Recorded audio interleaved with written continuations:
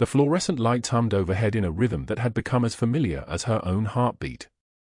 Mercy General's third floor smelled like stale coffee and antiseptic, that particular blend that never quite masked the deeper scent of human suffering underneath. Natalie Hayes pushed through the double doors at 6:36 a.m., her badge clipped to the left side of her scrubs, catching the light as she moved. The night shift was ending. The day shift was beginning. The machinery of the hospital would grind forward without noticing the difference. "Hayes, you're early." Marcus from the nurse's station looked up from his charting, and his face broke into a genuine smile. "One of the few that did anymore. Coffee's actually fresh today. Probably won't taste like diesel fuel." Natalie set her bag down on the counter, the weight of it settling against the worn laminate. "Someone fixed the machine?" "Miracles happen." Marcus handed her a cup, steam rising from the rim. "Grab it before the day crew shows up and ruins it with their sugar addiction." She accepted the coffee with a nod, holding it between both hands. The warmth seeped into her palms, and she let herself have 30 seconds of quiet before the shift noise began in earnest. Vitals monitors beeped in distant rooms. A call light chimed. The elevator doors whooshed open down the hall. This was the rhythm she knew how to move within, the hospital's silent choreography where competence was invisible and mistakes were loudly applauded. "How's 3-0 for doing?" Natalie asked, already knowing the answer would be complicated. Marcus's expression shifted. The smile didn't disappear, but something behind it tightened. "Navy guy. Came in 3 days ago with fragmentation wounds from Kandahar. Recovering well enough physically, but he's on pretty heavy morphine. Confused about where he is, who he is half the time. The family was here yesterday, mom and sister. Nice people. Worried sick, obviously." Natalie took a slow sip of the coffee. It was better than usual. She filed that small fact away along with everything else, the way light fell at this hour, the names of the staff who looked her in the eye, the patients who seemed to heal faster when she was the one changing their dressings. These were the calculations she'd learned to make, the invisible measurements of a life lived in careful increments. "I'll check on him early," she said. It wasn't a request. Her voice carried the particular flatness of someone who had learned that questions sometimes arrived with obligations attached. The walk to room 304 took her past the nurse's station where 2 other nurses were already settling into their shifts, and she watched them carefully. They didn't look at her. They were already deep in conversation about the new attending, about a discharge that had gone sideways last week, about a scandal involving someone from the 4th floor. Natalie moved past them like a shadow, unremarkable and unnoticed, the way she'd learned to exist in spaces where she wasn't supposed to belong. Room 304 had the door cracked open. She pushed it gently and stepped inside. The Navy SEAL was asleep, his breathing steady and measured. He was younger than his file suggested, maybe 34, with the kind of solid build that came from deliberately sculpted discipline rather than accident. His left arm lay across the bed, and Natalie's eyes found it immediately. There, on the forearm just above where the 4 line ran, was a tattoo in fading black ink, National. Just the single word, simple and stark, the letters worn slightly from years of exposure to sun and salt water and the particular violence that shaped men like him. Her chest tightened once. She let it pass. She checked his morphine drip, his oxygen saturation, the dressing on his left shoulder where the fragmentation wound had been surgically cleaned. Vital stable. O2 sat at 96%. His body was healing. His mind was still somewhere else, somewhere between Kandahar and this hospital bed, suspended in the haze of pharmaceutical forgetting. "Senior Chief." His voice came rough and drowsy, the morphine pulling at his words like water. His eyes opened, pale blue, unfocused, and he looked directly at her without recognition. "You're the nurse?" "Yes." Natalie kept her voice level, the tone she used with all patients, professional, measured, distant enough to be safe. "Has your pain?" "Like a 5. He was already fading back into the medication, his eyes half closing. "There's something about you. I should remember. There's a name." It's written right here. He lifted his tattooed arm slightly. But it's gone. Natalie adjusted his full line with steady hands. Inside her chest, something that had been wound tight for 3 years was trying to unwind, and she couldn't let it. She pressed her palm against the inside of her jacket lining for exactly 2 seconds, feeling the edge of the faded unit patch that had been sewn there on the day they pulled her from official records, the day her name was erased from every database that mattered. Then she withdrew her hand and finished her chart. Rest, she told him. Your body needs it more than your mind does right now. He was already gone again, the morphine carrying him back under. The morning shift briefing happened at 7:13 a.m. in the conference room adjacent to the nurse's station. Natalie sat in the same chair she always did, left side, 3rd row, positioned where she could see the door and the presentation screen simultaneously. The habit was old. It came from somewhere she didn't discuss. Around her, 12 other nurses and 2 nursing assistants settled into their chairs, already trading the morning's first gossip and complaints. That was when Dr. Hargrove entered. He didn't walk so much as expand into the space, a presence that seemed to push the air pressure down. He was 62 years old, broad-shouldered in a way that suggested he'd once been athletic before he became administrative, with grey hair that he kept short and expensive-looking. His scrubs were pristine, his white coat bore an embroidered monogram, and he carried himself with the particular confidence of a man who had spent for decades knowing exactly where his power came from and how to deploy it. The room adjusted itself around him. Posture shifted. Voices became quieter. This was the second nature of hospital hierarchies, the way they reorganized themselves in the presence of authority. And Hargrove had authority the way certain people had gravity. "Good morning," he said, and his voice carried across the room like someone speaking from a stage they'd constructed themselves. "Before we begin, I need to address something that's been brought to my attention by multiple staff members and, frankly, by the family of the patient in room 304. Natalie felt the air in the room change. Around her, the other nurses exchanged glances. She kept her eyes forward on the blank presentation screen. The pain management protocol for that patient has been, and I'll use the technical term, dangerously incompetent. Hargrove's gaze swept across the room and found her. He held it for exactly long enough that everyone would understand the message was directed at a specific person. We have a Navy serviceman suffering unnecessarily because someone on this floor decided their judgment about morphine titration superseded both the attending physician's orders and basic medical protocol. Natalie didn't move. She didn't look away from the screen.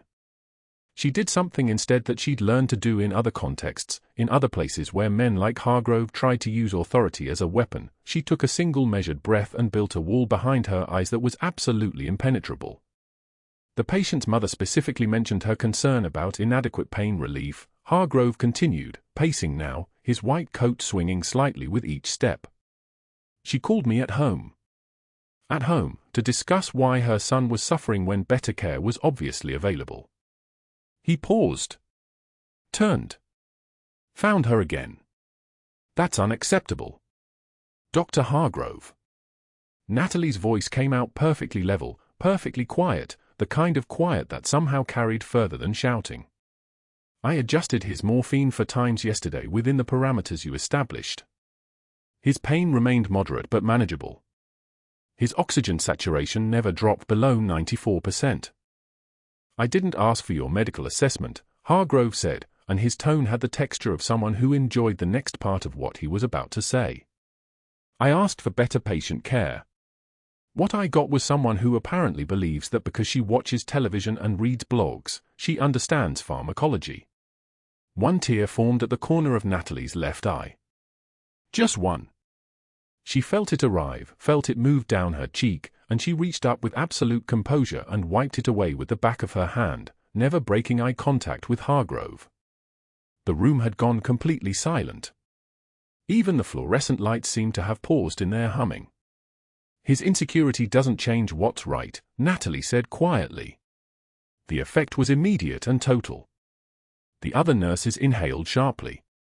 One of the nursing assistants made a soft sound that might have been a stifled laugh. Hargrove's face darkened, his jaw tightening into a shape that suggested he was having a specific thought about what he was going to do to her career. But before he could speak, before he could escalate the attack into something more institutional, Natalie stood. "Is there anything else?" she asked him, her voice still perfectly measured, perfectly respectful on the surface, with something underneath it that was absolutely unshakable. Hargrove stared at her for a long moment. Then he turned away abruptly and walked out of the conference room without finishing the briefing. The silence that followed was so complete you could hear the fluorescent lights humming their particular mechanical hymn. Marcus caught her in the hallway 30 minutes later as she was pulling supplies for her morning rounds. "Hey," he said quietly. "That was brave." "Stupid, probably, but brave." Natalie continued placing syringes into the pocket of her scrubs. "It was accurate." "Hargrove's been here 23 years, Marcus said, leaning against the wall beside her. "He's on the hospital board. His brother-in-law is the CEO. His buddies with half the attending physicians in the city. I'm not telling you this to scare you. You should know what you're dealing with." Natalie closed the supply drawer and looked at him. "I know what I'm dealing with." And she did. She dealt with worse. Not just in hospitals, but in contexts where the stakes went higher than performance reviews and professional reputation. This was a man who'd built his authority on institutional connections. He was going to be a problem. But not today. Today was about room 304 and monitoring vitals and moving invisible through a hospital where she was becoming increasingly visible in exactly the wrong ways. She picked up her supply bag and headed back toward the patient rooms, where the work that actually mattered was waiting for her. Behind her, in the silent hallway, Marcus watched her go and wondered what he was actually looking at. The break room at Mercy General smelled like burnt coffee and the particular exhaustion of a graveyard shift. Natalie pushed through the door at 11:56 p.m., needing 2 minutes to sit and breathe before the next round of vitals. 5 nurses occupied the space, scattered across the vinyl chairs, scrolling phones, eating yogurt in silence. They looked up when she entered. Then, in unison, they stood. Not one at a time. All 5 rose from their seats like synchronized swimmers, grabbed their cups, their phones, their half-eaten sandwiches, and walked toward the door. Without a word. Without eye contact. One nurse, Jennifer, who had asked Natalie for advice on her daughter's fever just 3 days ago, hesitated at the threshold, guilt flickering across her face. Then she followed the others. The door swung shut. Natalie sat down anyway. Her hands didn't shake. Her breathing didn't accelerate. She had absorbed worse than peer rejection during 17 classified operations across 3 continents. But the silence of that empty break room, the way the fluorescent lights buzzed above her like insects trapped in plastic, carried its own weight. This was what institutional exile looked like. Not dramatic. Not a confrontation. Just the slow, methodical removal of her from the spaces where human beings gathered to recover. She finished her water in 4 swallows and returned to the unit. The next morning, 6:14 a.m., Natalie walked past the bulletin board outside the nursing station and stopped. A memo had been posted there overnight. Her name centered at the top of the page in bold Arial. The title read, "Incident Report, Insubordination and Failure to Respect Medical Hierarchy." Dr. Hargrove had documented her suggestion during yesterday's Code Blue, her single, measured recommendation to check medication dosing before the second push, and framed it as an act of deliberate defiance. A junior staff member had witnessed Hargrove posting it. She stood nearby now, pretending to organize the supply cabinet, waiting to see Natalie's reaction. Natalie read the memo once, twice, and turned away. She didn't tear it down. She didn't argue. She did her job. The real reckoning came at 1:38 p.m., during the shift change. Natalie was walking down the 3rd-floor corridor toward the medication room when Hargrove emerged from a patient's room, his lab coat pristine, his expression already twisted. He saw her and changed direction, no accident, no coincidence. He walked directly into her path, his voice rising before he had finished closing the distance. Your medication protocols are a liability to this institution. Not a question. A declaration loud enough that 3 other staff members turned their heads. You've been here 3 years and you still don't understand hierarchy. Do you know how many complaints I've received? Do you know what your performance reviews actually say? Natalie stopped walking. Her hands remained at her sides. She did not look away. I can read them myself. Her voice remained level. Measured. The kind of calm that comes from having already survived the worst. They're available upon request. They're available because I make them available. Hargrove stepped closer, his presence taking up space like water spreading across tile. And I'm making one thing very clear right now: your suggestions during procedures are not welcome. Your questions about protocol are not welcome. You are here because I permit it. You work because I allow it. And if you want to continue working here, you'll remember that. One tear escaped her left eye before she could stop it. Just one. A purely physical response to exhaustion and the clinical certainty of what was happening, that she was being hunted by a man who wielded institutional power like a weapon, and that the hunter had no idea what he was actually targeting. She raised her hand and wiped the tear away without breaking eye contact. Your insecurity doesn't change what's right, Doctor. The words landed like a blade. Hargrove's face flushed. His jaw clenched. He opened his mouth to respond, but Natalie was already moving past him, her shoulder clearing his with precision. She had already won the exchange by refusing to crumble, and Hargrove knew it. That was what burned in him most, not her defiance, but her refusal to perform the humiliation he had orchestrated. He wanted to break her composure. He wanted tears and apologies and the satisfaction of watching her collapse under the weight of his authority. She had given him none of that. Behind her, she heard him call after her. Don't you dare walk away from me. But she was already around the corner. She completed her medication distribution with the same precision she brought to every task. For patients received their 1:44 p.m. doses on schedule. Vitals were recorded. Notes were charted. The work that actually mattered continued regardless of which man in a white coat believed he controlled the institution. 3 years. That was how long Natalie had been carrying this weight. 3 years of quiet competence being systematically dismantled by a surgeon whose authority depended on making examples of people who refused to acknowledge his supremacy. 3 years of keeping her head down, maintaining perfect standards, accepting that the military had erased her name from every database and locked her into a civilian identity that was itself a kind of prison. She had been ordered to disappear after Kandahar. Told to stop existing. Given a social security number and a birth certificate and instructions to blend into the machinery of normal life. So she had become a nurse. She had excelled at it. She had held the hands of dying patients and coached families through impossible decisions and caught 3 preventable medical errors that would have killed people. She had done all of that while a man who had never seen combat, never had his hands inside another human being's chest, decided she was a threat to his worldview. The night shift came. 8:06 p.m. Natalie returned to room 304 to check on her SEAL patient. The morphine had worn down slightly and his eyes opened when she entered. Still no recognition.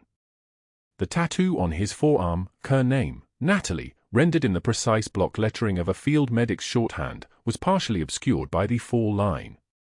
She adjusted his pillow, checked his oxygen saturation, and left without speaking.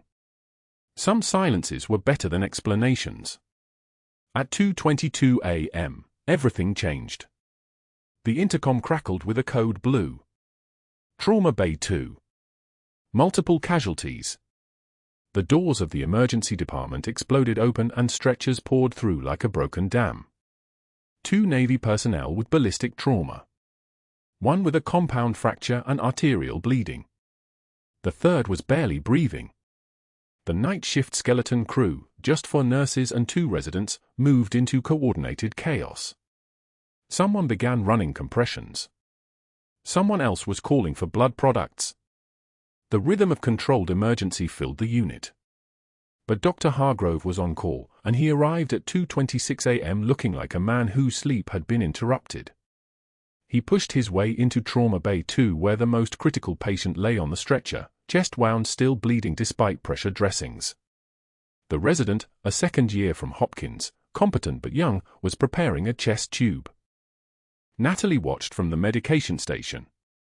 Watched Hargrove take position. Watched him begin barking orders that were technically correct but strategically wrong. The resident moved to place the tube between the fourth and fifth ribs, the correct intercostal space for this patient's anatomy and wound location. Hargrove stopped him. Sixth intercostal. Higher approach. It was wrong. The younger doctor hesitated, doubt flickering across his face. Hargrove's authority settled over the moment like gravity. That was when something inside Natalie simply switched off. The fluorescent lights above the trauma bay seemed to flatten into the harsh blue-white glare of a forward operating base. The beeping of the monitor became mortar fire. The copper smell of blood became the desert dust from the explosion in Sanjan Valley, Helmand Province, the one that had taken 3 operators and left for more shattered. She had been there. She had been the one holding the biggest shards together, applying tourniquets while incoming rounds snapped overhead, calling in air support on a radio that wouldn't stop crackling with static, making field decisions that would determine who went home and who didn't. She blinked. The desert was gone. The trauma bay solidified around her again. Fluorescent lights. Monitors. The resident still waiting, tube in hand, looking to Hargrove for confirmation of a mistake. Natalie moved. Not as a nurse. As what she had always been underneath the scrubs. 14-gauge angiocath. Fourth intercostal. Her voice didn't ask for permission. Second attempt placement is higher complication rate. Original approach is correct. Hargrove spun toward her. This is not your patient. Step back. The resident's approach was sound. She was already moving to the medication drawer, hands moving on their own because they had done this 1,000 times in 1,000 different circumstances. You're going to kill him if... Security. Hargrove was shouting now. Get this nurse out of my trauma bay. But Natalie wasn't watching him anymore. She was watching the patient's monitors. O2 sat 64% and falling. Heart rate climbing. The compression wasn't productive. And somewhere in the organized chaos, nobody was moving to prevent the inevitable collapse that was 30 seconds away. She grabbed a defibrillator pad and moved in beside the stretcher, her hand speaking a language older than words. Muscle memory. Training that had calcified into instinct. The resident saw her moving and understood. He didn't ask permission either. He placed the tube at the fourth intercostal space while Natalie prepared the secondary intervention, calling out numbers as the O2 monitor climbed. 68, 71, 76. Security arrived at the door. Hargrove pointed toward her, his face purple with rage. But the monitors told their own story. The patient's vital signs were stabilizing. The bleeding was slowing. The collapsed lung was re-expanding as positive pressure pushed air back into tissue that had begun to die. In the clinical silence of focused medical expertise, Hargrove became irrelevant. By 2:38 a.m., 3 patients were stabilized. 2 would survive. The third, the one Hargrove had tried to manage, would spend 6 weeks in recovery and walk out on his own power.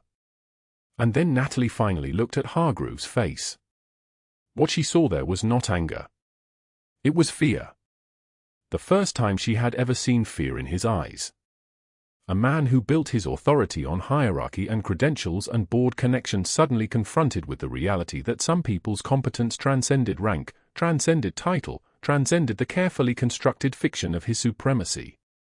Security was still standing at the door. They looked uncertain. Hargrove opened his mouth to speak. Then closed it. Natalie walked past him toward the medication room, her scrubs still damp with another man's blood, her hand steady as a surgical laser.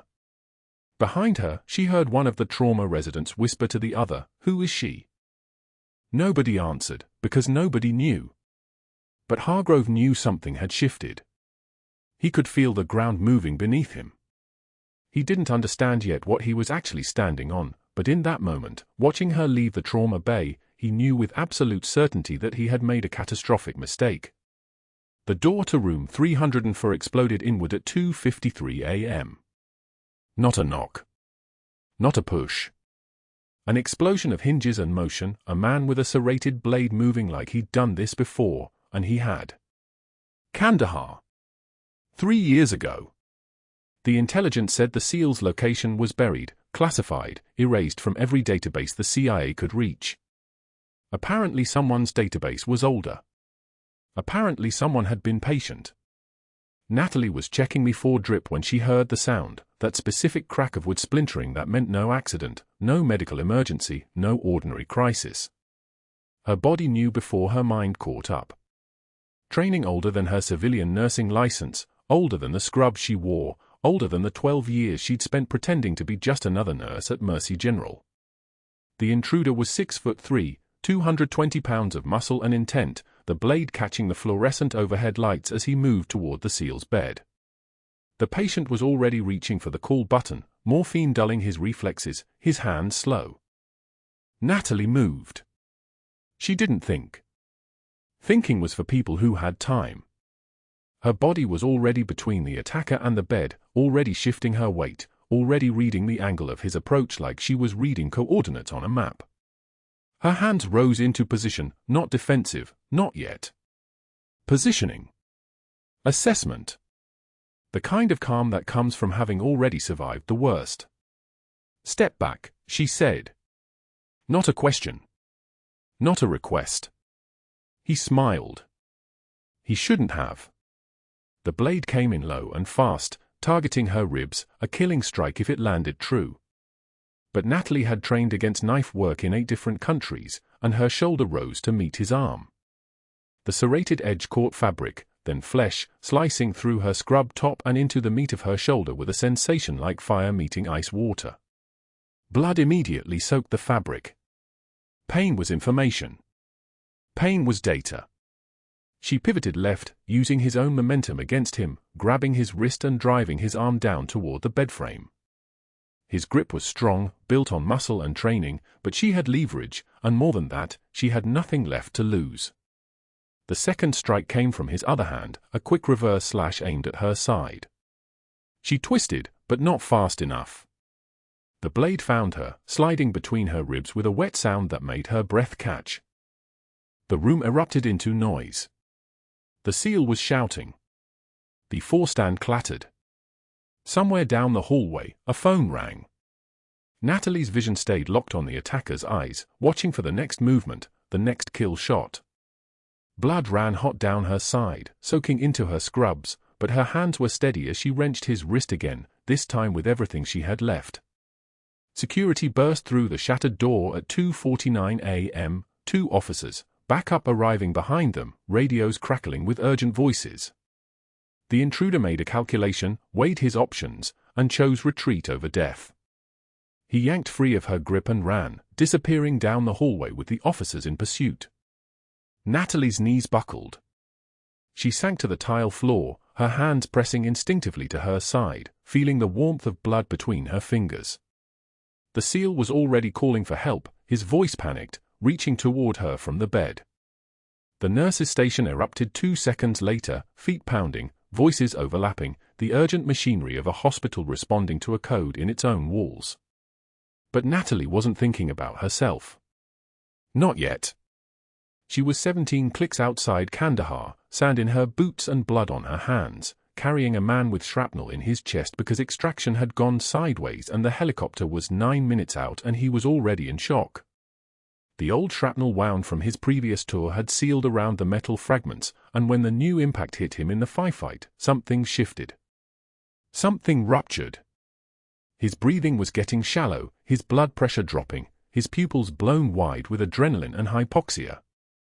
She'd known then what she knew now, the old shrapnel had torn free, punctured the pericardial sac, and his heart was drowning in its own fluid. Cardiac tamponade. Field diagnosis. No equipment. No surgical team. Just her hands and 17 minutes and a man who couldn't die because she'd promised. She'd gotten him to the extraction point with 2 minutes to spare.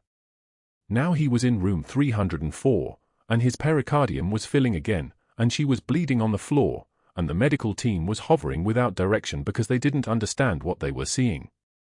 "Get a 14-gauge angiocath," Natalie whispered, blood bubbling at the corner of her mouth. Her voice was barely audible, but in the sudden silence of the trauma team processing what had just happened, it carried. Second intercostal space. Midclavicular line. "Natalie, we need to get you to surgery," one of the nurses said, Patterson, whose hands were shaking as she pressed gauze against the wound in Natalie's side. "Not me." Her eyes locked on the SEAL's monitor. His oxygen saturation was already dropping. "Him. Listen to me. Pericardiocentesis. Now." Dr. Hargrove appeared in the doorway, taking in the scene, the blood, the chaos, the intruder being subdued by 3 security officers at the far end of the hallway. He opened his mouth to take command. "Your patient is in tamponade," Natalie said, her voice dropping lower, harder, the way it sounded when she was giving orders that got people killed or saved them. "You're going to aspirate the fluid or his heart's going to stop in the next 4 minutes. The angiocath is sterile. The fluid is going to be blood-tinged. When the needle is placed correctly, you'll hear the rush of air escaping. That's your confirmation." Hargrove's face went pale. Not because of the blood. Because of the voice. Because a nurse he'd spent 6 months trying to humiliate was suddenly giving orders like she'd been born to them.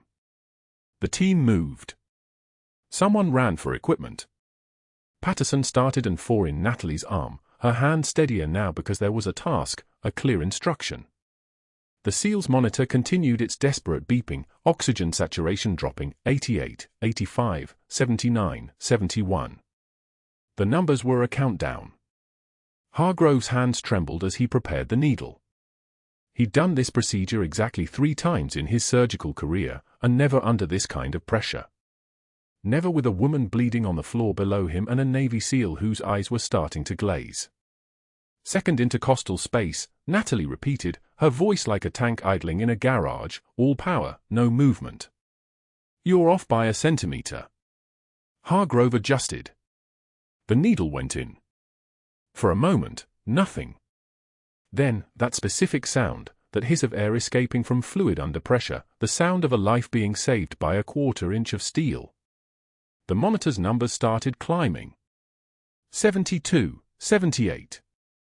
84, 89. 92, stable. The SEAL's breathing eased. Color returned to his face. The room released its collective breath.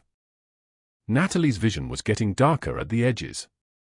She was aware of being lifted, of a stretcher arriving, of voices calling for the surgical team to prep an OR. Her hands were sticky with blood, hers and someone else's, maybe the intruder's, probably the SEAL's. The details were starting to slip away like sand through a sieve. But as they wheeled her out, she heard one of the younger nurses, Chen, maybe, or Rodriguez, whisper to Patterson, "Did you see her face? When she was giving orders?" "It was like someone else entirely," Patterson finished. And Natalie's eyes closed, and the fluorescent lights blurred into white, and somewhere in the distance, a helicopter was already being called. The monitors flatlined the moment his old wounds came back to haunt him. The shrapnel from Kandahar had migrated through 17 years of scar tissue, and now it was tearing through the pericardium like a surgeon's blade gone rogue. His heart was drowning in its own fluid. Blood pooled inside the sac meant to protect it. Natalie's hands moved on their own. The needle went in at the 4th intercostal space, just below the xiphoid process. She felt the pop of membrane giving way. The hiss of air escaping. And then the monitors screamed back to life. Sinus rhythm. Steady. Clean. The room went dead silent. Every eye was on her. Every face registered the impossible. A floor nurse had just performed a procedure that should have belonged to a trauma surgeon. A procedure that required credentials she didn't have. Knowledge she wasn't supposed to possess. The SEAL's hand shot out and grabbed her wrist. His eyes were clear for the first time in 3 days. He knew. Not her face, not yet, but something primal recognized the warrior underneath the scrubs. His lips moved. One word. A call sign. The name they'd painted on his locker at SEAL Team 3 before he deployed to Helmand Province. Angel, he whispered. Natalie pulled her hand back like she'd touched fire. Wrong person, she said quietly. She turned away before anyone could see what that lie cost her. Dr. Hargrove stood frozen in the doorway, his face cycling through emotions like a broken slot machine: shock, fury, calculation, and then something worse. Recognition. He'd just witnessed her reveal enough of herself to understand she was something other than what she claimed. That was the moment everything shifted for him. That was the moment he stopped seeing an insubordinate nurse and started seeing a threat to everything he'd built. His phone was in his hand before the SEAL's hand dropped. Before the monitors even settled into rhythm. Hargrove stepped into the hallway and made the first call. Board member. The conversation lasted 90 seconds. His voice was smooth, practiced, the tone of a man accustomed to being believed. I need to report a serious incident. One of our nurses engaged in reckless vigilante behavior during a medical crisis. Performed a procedure without authorization. Could have killed the patient. No, I don't think she was trained. That's exactly what concerns me. Yes, I'm documenting everything. Thank you. I appreciate your confidence in my judgment. The second call came 3 minutes later. An investigator from the State Medical Board. Hargrove's voice took on a different pitch, concerned, measured, the voice of a physician protecting the public interest.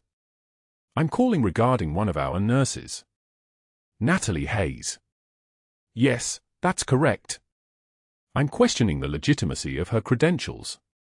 No, I don't have documentation. That's the problem. Her background is unusually sparse. I'd like an official inquiry. By the time Natalie emerged from surgery, stitched, bandaged, moving on pure adrenaline and muscle memory, Hargrove had already activated his network like a general calling in reserves. He knew people on the board. People who owed him favors. People who understood that hospitals, like any institution, required a hierarchy to function, and anyone who threatened that hierarchy threatened the entire structure. The suspension notice was printed and waiting on her locker by 4 o'clock. Effective immediately. Pending investigation. Do not return to patient care. Do not access hospital systems. Hand over your badge. Natalie read it once, then folded it in half and slid it into her pocket. She didn't ask questions. She didn't demand to speak to an administrator. She simply opened her locker and began removing her things. Her spare shoes. The hand lotion she kept for the dry air of the ER. The photograph of her daughter from school picture day, 7 years old with her father's eyes. And then, at the very bottom, wrapped in layers of paper towels that had yellowed with time, the faded unit patch. Subdued colors. A small insignia stitched into nylon.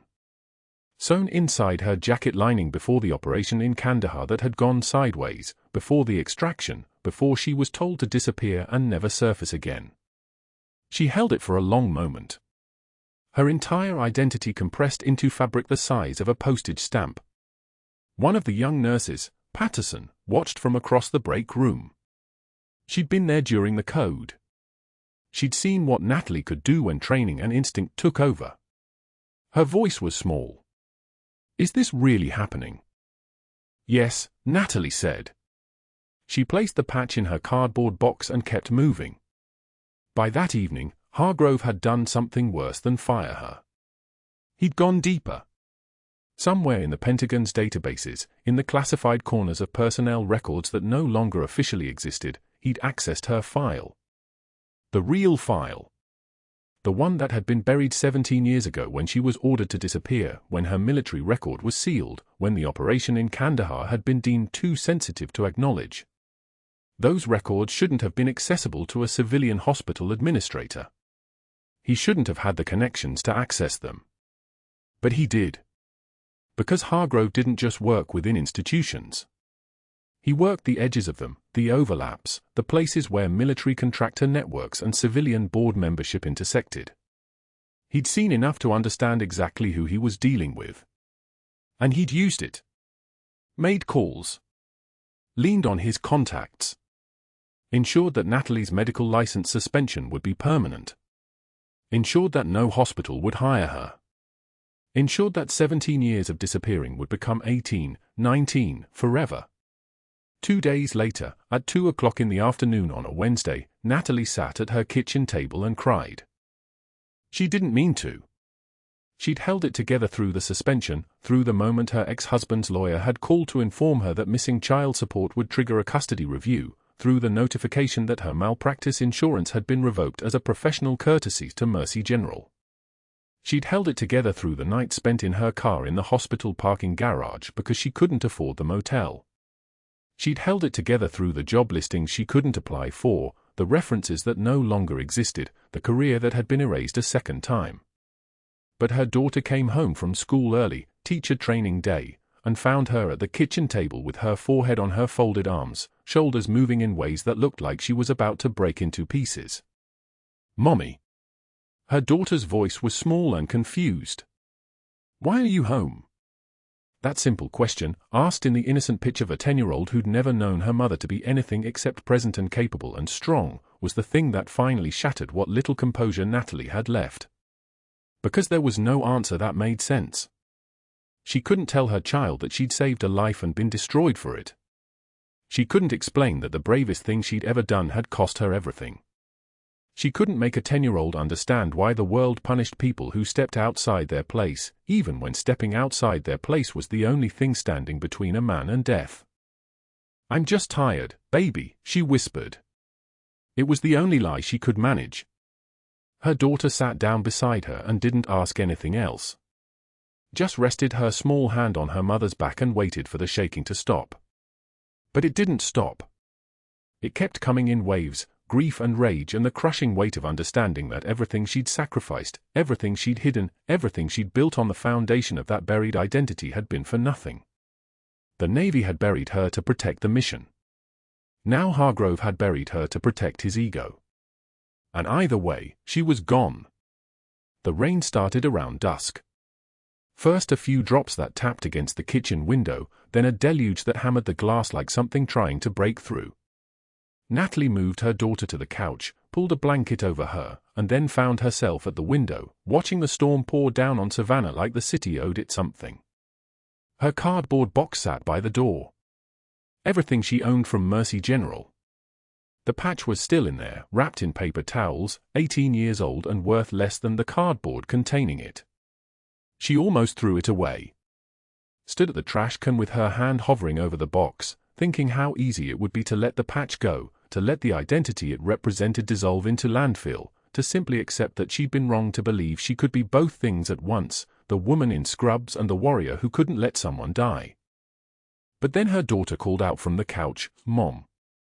Just to make sure she was still there, still present, still real. And Natalie put the box down. She wasn't sure what happened next. The clock on the kitchen wall read 7:43 p.m. The rain continued its assault on the windows. Her phone, which hadn't rung in 17 hours, sat dark on the counter. She was thinking about what little money remained in her checking account, about which bills would come due first, about whether her ex-husband's custody threat was serious or just leverage, when she heard it. Distant at first. A sound that didn't belong to Savannah's evening soundscape. A rhythmic thumping that grew steadily louder, that made the rain seem insignificant, that made the walls of her small house vibrate like they were holding their breath. Helicopter rotors. Multiple sets. More than one aircraft. Natalie's body went rigid. Her hand moved to the unit patch in the box without conscious thought. Some part of her that had never really stopped being a soldier was already calculating approach vectors, wind conditions, personnel load. The sound grew louder. Not passing overhead. Arriving. Landing. And then, from somewhere in the distance, the first wail of a siren that was different from the ambulance siren she'd heard 1,000 times before. An official siren. A command-present siren. She had no idea what was about to happen next. The helicopter rotors hammered the air above Savannah's skyline like distant war drums. Natalie didn't hear them at first. She was home, staring at the kitchen sink, when the sound rolled across the city in waves. Deep. Percussive. Getting closer. Then her phone rang. Unknown number. She almost didn't answer. Senior Chief Petty Officer Hayes. Not a question. A statement. Male voice, clipped military cadence. SEAL Team 3. You're needed at Mercy General immediately. Stand by for transport. The line went dead. She was still holding the phone when the first convoy vehicles appeared on Broughton Street. Black Suburbans. A command truck with military markings. Then another. And another. 20 vehicles in total, moving in formation like something had torn a hole in the civilian world and let the military spill through. By the time they reached the hospital's main entrance, rubber on asphalt announced them before anyone inside even looked up. The lobby doors opened. 150 personnel in dress uniforms. Not combat gear. Dress uniforms, which meant this was official. This was ceremonial. This was a statement. Mercy General's front desk staff froze. A security guard reached for his radio, then stopped. The uniformed officers moved with the kind of synchronized precision that only comes from 1,000 collective hours of drills. Their boots on tile sounded like a single heartbeat amplified through the building. Boots on tile. One rhythm. Unstoppable. A SEAL commander in dress whites, silver trident on his chest, walked directly toward the information desk. I'm looking for Senior Chief Petty Officer Natalie Hayes. She's in this building. And I need her now. It's not a request. The receptionist's face went pale. She looked to her supervisor. The supervisor looked toward the back office. Nobody moved. Nobody knew what protocol existed for this. There was no protocol for this. Somewhere in the lobby, a patient's family member was recording on their phone. Local news vans were already pulling into the parking lot. The word had gone out faster than any official channel. Something massive was happening at Mercy General. Natalie was still in her car in the parking garage when her daughter called from inside the hospital. Mom. Mom, where are you? There's soldiers everywhere. Literally everywhere. The whole lobby. They're asking for someone named Senior Chief. Senior Chief something. Hayes. Mom, that's your last name. What's happening? Natalie's hands were shaking. Not from fear. Not from weakness. From the weight of 10 years of silence finally breaking open. She grabbed her keys and moved. Military training took over, muscle memory that lived in her legs and lungs and hands. Get to the objective. Move fast. No hesitation. She parked and walked through the garage entrance. The elevator doors opened and she stepped into the lobby just as the SEAL commander's eyes found her across the crowded room. Recognition. Confirmation. He nodded once, a single motion that said everything. We found you. Her daughter stood near the information desk, phone in hand, staring at her mother like she was seeing a stranger. That's my mom, she's a Senior Chief Petty Officer. Natalie moved forward. The crowd of uniformed personnel parted like water. The SEAL commander extended a file folder, manila, aged, stamped with markings she hadn't seen in a decade. Inside was a single item, a faded unit patch. Tan and black. Worn at the edges. Sewn into the lining of her Kandahar jacket 11 years ago. The jacket she'd left behind. Senior Chief. The commander's voice carried through the atrium. Carried through the watching staff. Carried through every phone recording this moment. Your service record has been declassified at the highest level. And we need the world to hear it. He didn't look at a paper. He didn't hesitate. 2 Navy crosses. A silver star. for Purple Hearts across 17 classified operations. Kandahar, Helmand, Logar Province, Sanjan Valley, Fallujah. Each location landed like a hammer blow. You personally saved 43 lives. 43. And that includes the man in room 304, the Navy SEAL you carried to the extraction point when you were the only trained medic left standing. You did that while taking fire. You did that bleeding. You did that knowing you had to disappear afterward. The lobby was so quiet you could hear the fluorescent lights overhead, their faint electric hum the only sound in a room of 150 uniformed personnel and 200 civilian witnesses. Then a two-star admiral stepped forward. His insignia caught the light. His uniform was pressed so hard the creases looked like they could cut skin. He walked directly toward Dr. Hargrove, who was standing near the trauma bay doors, his face draining of color as realization crept across his features like frostbite. The admiral's voice was steady, measured, absolutely final. Dr. Richard Hargrove. You are terminated effective immediately for endangering a decorated war hero operating under federal protected status. Your medical license is under review by the state board. Your board seat is revoked. Your employment contract is void. Security will escort you from this building now. You do not have the authority to challenge this decision. You do not have the network to appeal it. You do not exist in any chain of command that matters anymore. Hargrove's mouth opened. Closed. His face went from pale to grey to a kind of greenish-white. He looked at the board members he'd cultivated for 30 years. They would not meet his eyes. He looked at his allies among the hospital staff. They were backing away, moving toward the walls, trying to distance themselves from the spreading radius of his professional death. Security moved in. 2 officers, 1 on each side. Not roughly. Not with malice. With bureaucratic finality. They took his badge. They escorted him toward the exit. His shoes clicked against the tile with each step, the sound getting smaller and smaller as he walked away from everything he'd built. The lobby doors opened. The parking lot cameras, local news crews had their equipment rolling, captured every detail. Hargrove's hands trembling as he was led outside. His car keys handed over to a security escort.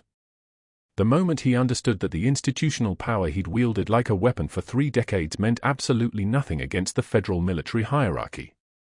Then the admiral turned to Natalie. Extended his hand. The gesture was simple. It was everything. Welcome home, Senior Chief. You have 17 days of terminal leave pending. After that, we're talking about a posting at Walter Reed's Trauma Center. 2-star command slot.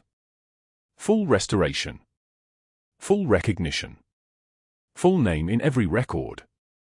Natalie reached out and shook his hand. Her daughter was crying. The staff was crying.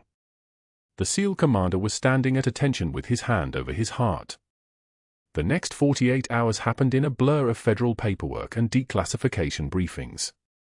FBI agents walked into Mercy General's administrative office at 2:14 p.m. on a Tuesday and arrested Dr. Hargrove on counts of professional misconduct, attempted intimidation of a federal witness, and unauthorized access to classified personnel records. When they put the handcuffs on him, the sound of clicking metal so clear you could hear it in the hallway, the nursing staff lined the corridor in absolute silence. They watched. They said nothing. Their quiet was its own kind of testimony. The hospital board convened an emergency session that same evening. They announced a full investigation into Hargrove's conduct going back a decade. They announced the creation of a new trauma wing dedicated to veteran care, fully funded and staffed. They announced that Natalie Hayes' suspension was null and void, her record expunged, her reputation officially restored. Then they offered her the position of Chief of Trauma Services. She said no. Instead, 3 days later, Natalie returned to Mercy General in scrubs. Not dress whites. Not an office uniform. Scrubs. She clocked in at 6:51 a.m., walked to room 304, and found the Navy SEAL awake. His eyes focused. His memory restored by whatever cascade of recognition his brain had finally pieced together in the last 72 hours. "You're national?" Not a question. His hand came up, palm flat, touching the tattoo on his forearm. "Your name?" "Still there. Still true. You carried me out." "Yes." She checked his vitals. "Oh, too good. Heart rhythm steady. The wound site healing clean. How do you feel?" "Like I owe you my life." He paused. "Like I already knew that. Somewhere deep. Like my body remembered you even when my brain forgot." She didn't answer. She didn't need to. She was already moving to the next patient, the next room, the next life that needed her hand steady and her mind sharp and her history exactly where it belonged, behind her, not defining her. The trembling wasn't fear. It was restraint. The kind that comes from having survived the worst and choosing to help anyway. From being erased and refusing to stay invisible. From knowing that power isn't a title or a uniform or a network of board connections. Power is the ability to hold someone's life in your hands and know exactly what to do. Hargrove was arrested at 3:38 p.m. on the following Tuesday. 6 months later, someone spotted him selling insurance policies from a folding table outside a strip mall urgent care in Tucson. The name tag read Steve.